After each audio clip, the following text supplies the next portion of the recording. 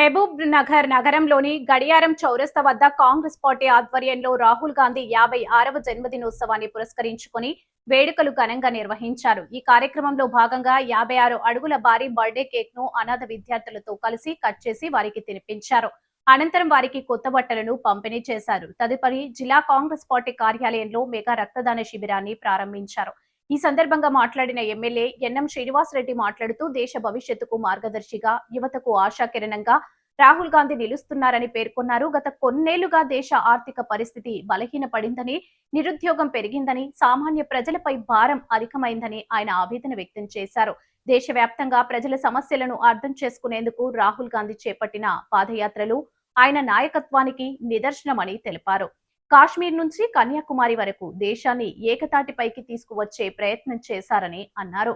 రాబోయే ఎన్నికల్లో కాంగ్రెస్ పార్టీని బలోపేతం చేయాలని, గడప గడపకు కాంగ్రెస్ కార్యక్రమాన్ని విజయవంతం చేయాలని కార్యకర్తలకు పిలుపునిచ్చారు.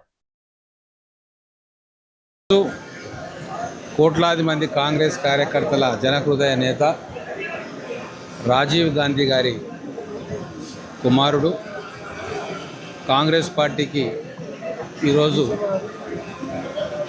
భవిష్యత్తు కోసం మార్గాలు వేస్తున్న నాయకుడు, బహుజన బాంధవుడు రాహుల్ గాంధీ గారి 56వ జన్మదినోత్సవం.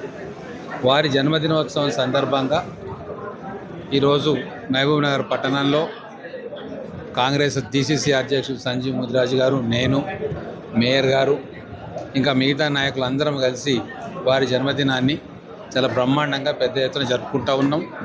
ఈ సందర్భంగా కాంగ్రెస్ పార్టీ కార్యకర్తలు పెద్ద ఎత్తున రక్తదానం చేస్తూ ఉన్నారు. 12 సంవత్సరాల మోడీ పాలనలో మధ్యతరగతి బతుకులు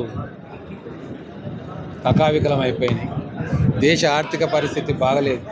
విదేశీ శక్తులకు మనం తలొగ్గుతూ ఉన్నాం. ఇంత విపత్కరమైన పరిస్థితి దేశంలో ఏ రోజు లేకుండే. ఇటువంటి సందర్భం